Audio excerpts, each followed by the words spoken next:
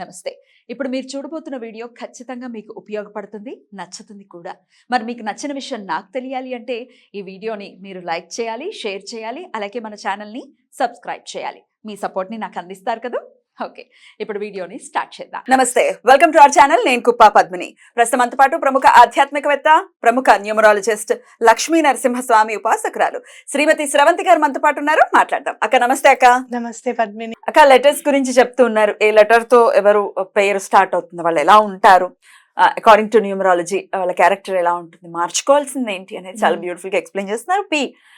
పీతో start చేసాం. యాక్చువల్గా yes ఎప్పుడో చెప్పారు. ఎస్ అక్షరం గురించి చెప్పండి అని కొంతమంది కమెంట్స్ చేస్తున్నారు.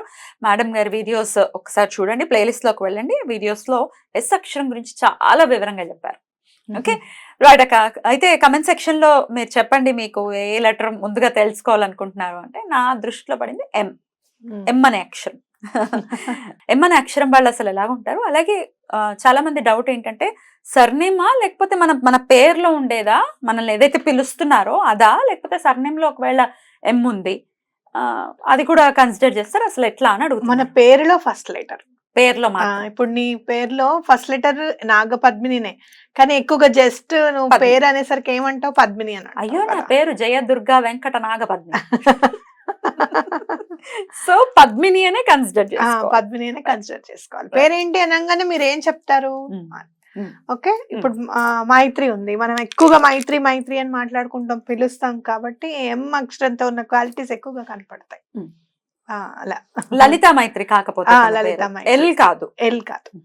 ఎక్కడైతే లలిత అని స్కూల్లోను లేకపోతే యూనివర్సిటీస్ లో పిలుస్తారు లలిత లలిత అని చెప్పి, అక్కడ బిహేవియర్ డిఫరెంట్ ఉంటుంది. మళ్ళీ చాలా సొఫిస్టికేటెడ్ గా, ఎక్కడ ఎవరితోనూ మాట అనిపించుకోకుండా, విసుగు అనేది లేకుండా అక్కడ పని చేయాలి కదా. వైబ్రేషన్ అలా అందుతుంది. ఎల్ ఈజ్ అంటే నెంబర్ 3 తో అనమాట.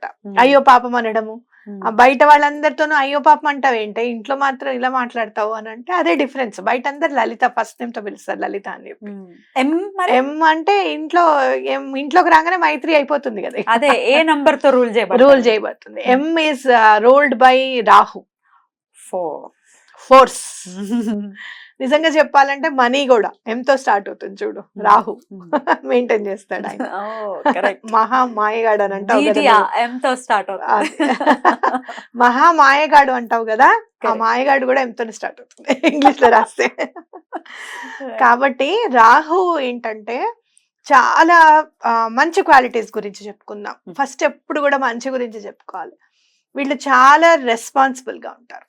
ఎంత రెస్పాన్సిబిలిటీ అంటే అవతల వాళ్ళు చిన్న తప్పు కూడా చేయకూడదు అనే ఫీలింగ్ లో ఉంటారనమాట. వాళ్ళ చేతికి ఏదైనా పని ఒప్పజెప్పామనుకో, మనం అసలు అంత అవసరం లేదే అని అంటూ ఉంటాం, కానీ అంత ఇన్వాల్వ్ అయిపోయి చేస్తూ ఉంటారు. అలాగే ఇల్లు ఇంట్లో వాళ్ళు అని అంటే వాళ్ళందరిది కూడా తనదే బాధ్యత అని ఫీల్ అవుతారు. అంటే హస్బెండ్ ఉన్నారనుకో, వాళ్ళు ఆఫీస్లో ఏదైనా ప్రాబ్లం ఉన్నా కూడా వీళ్ళతో డిస్కస్ చేయడము, వీళ్ళు మళ్ళీ సలహా ఇవ్వడం, అలా చేయొచ్చు కదా అని అనడము.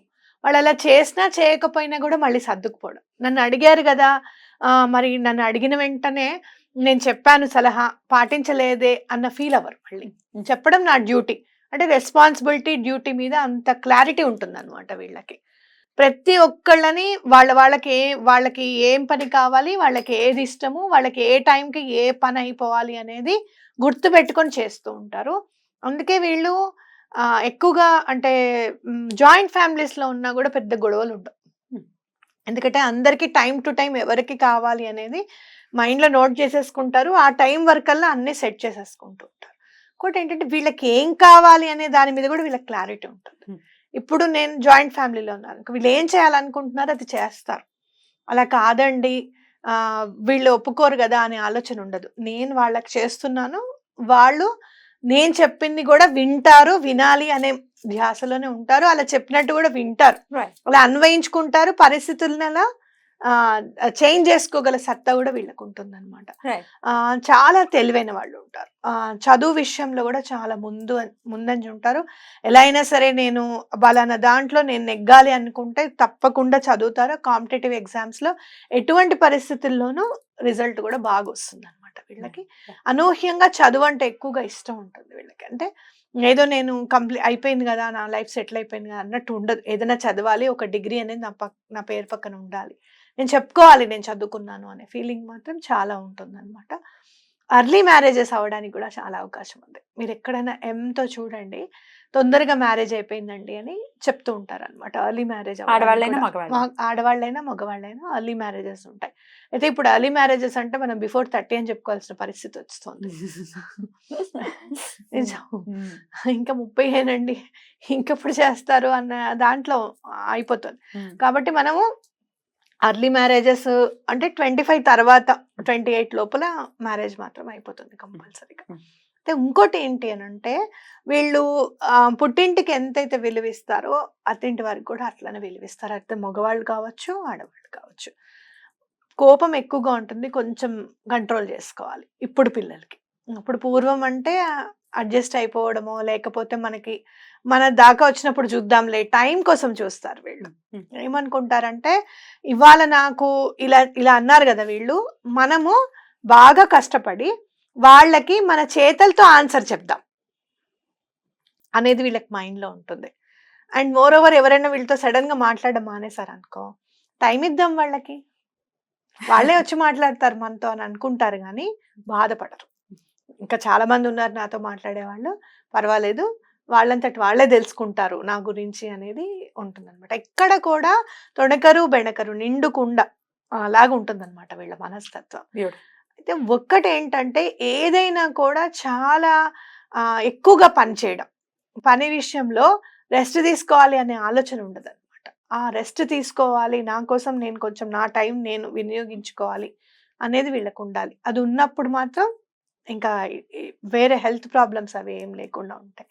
జనరల్గా వీళ్ళకి మోకాళ్ళ నొప్పులు కానివ్వు, నడుము నొప్పి కానివ్వు వస్తూ ఉంటుంది అనమాట. ఎందుకంటే చకచకా నడవడం, పనులు చేసేయడము, ఎక్కువగా బరువు ఉందనుకో, ఫర్ సపోజ్ ఇది తీద్దాం ఎవరినైనా అడుగుదాం అని అనుకోరు, మనం దోసేద్దాంలే, మనం జరిపిద్దాంలే అనుకుంటారు. కాబట్టి ఇట్లాంటివన్నీ కూడా వాళ్ళు కొంచెం జాగ్రత్తగా మెయింటైన్ చేసుకుంటే బాగుంటుంది. వర్క్ విషయంలో మనం ఇది చేయగలుగుతామా లేదా, ఫిజికల్ వర్క్ కానీ మెంటల్గా ఏమన్నా తీసుకునేటప్పుడు కానీ. అయితే వీళ్ళు ఎక్కువగా ఆరాధించవలసిన దైవం అంటే లక్ష్మీ అమ్మవారు అనమాట. వీళ్ళకి నేను చాలా మందిని చూశాను, ఫైనాన్షియల్ గా కూడా మంచి డిసిప్లిన్తో ఉంటారు. వాళ్ళకు ఉండాలి, కానీ అంటే వాళ్ళ డేట్స్ ఆఫ్ బర్త్ బట్టి కూడా ఉంటుంది, కాదని నేను అన్నాను. జనరల్ గా ఉన్న వాళ్ళైతే మాత్రం ఖచ్చితంగా ఫైనాన్షియల్ డిసిప్లిన్తో ఉంటారు. అది మొన్న కూడా నాకు కన్ఫర్మ్ అయింది. మైత్రికి కొత్తగా జీపే చేసాం, గూగుల్ పే చేసాం. అయితే మొన్న అది అన్ని వాళ్ళ నాన్నగారు వేశారు, అమౌంట్ వేసినప్పుడు ఖర్చు పెట్టేస్తుంది. మేము వెళ్తుంటే ఎవరిని అడగకుండా బాటిల్ తీసుకురావడం అంటే, మైత్రి ఉండు నా దాంట్లో చెయ్యి, మళ్ళీ నాన్న నిన్ను లెక్క అడుగుతారు, అప్పుడే అయిపోయాయా అని అంటారమ్మా అంటే అని నోట్స్ చూపించింది నాకు. నేను ఏవేవి ఖర్చు పెట్టుకుంటున్నాను అన్ని నోట్స్ రాసుకుంటున్నాను, నువ్వేం భయపడకు, నాన్నకు నేను చూపిస్తాను. డిసిప్లిన్ అంటే ఎంత ఖర్చు పెట్టాము ఏంటి అనేది, ఆ డిసిప్లిన్ అనేది ఉంటుంది. కాబట్టి చిన్నప్పుడు కొద్దిగా ఏమైనా తక్కువగా ఉన్నా కూడా ఎదుగుతూ ఉంటే వీళ్ళు ఫైనాన్షియల్ గా స్టేబుల్ అయిపోతారు. అంటే ఒకళ్ళకి ఇచ్చే దాంట్లోనే ఉంటుంది ఎప్పుడు కూడా, చెయ్యి తీసుకునే దాకా రారనమాట. ఎప్పుడు కూడా హెల్ప్ చేసే దాంట్లోనే ఉంటుంది. పిల్లలందరినీ కూడా చాలా మౌల్డ్ చేసుకొని తన మాట వినేటట్టుగానే మౌల్డ్ చేసుకుంటారు. ఇప్పుడు ఒక సెట్ ఆఫ్ 10 members ఉన్నారు అనుకో మైత్రి దాంట్లో, అందరు పెద్దవాళ్ళైనా చిన్నవాళ్ళైనా దాని మాట విని దానిలాగా ఫంక్షన్కి వెళ్తే దాని మాట వింటారనమాట, ఇలా చేయండి అలా చేయండి అని చెప్పి. చిన్న పిల్లలు ఇప్పుడు చూడు, త్రినైనాతో ఆడుతూ ఉంటే మౌల్డ్ అయిపోతుంది, త్రినైనా వయసుకి వెళ్ళిపోతుంది. ఇట్లా మౌల్డ్ అయిపోతారు. వాళ్ళంటే కూడా అందరికి ఇష్టం ఉంటుంది అనమాట చాలా. అంటే సెంటర్ ఆఫ్ అట్రాక్షన్ అంటారు చూసావా, సెంటర్ ఆఫ్ అట్రాక్షన్ కూడా వీళ్ళకి అన్వయించుకోవచ్చు అనమాట. వీళ్ళు అంటే డబ్బు కూడా ఏం ప్రాబ్లం ఏమి ఉండదు. అలా కొంచెం దాన ధర్మాలు చేస్తే మాత్రం చాలా బాగా కలిసి వస్తుంది వీళ్ళకి.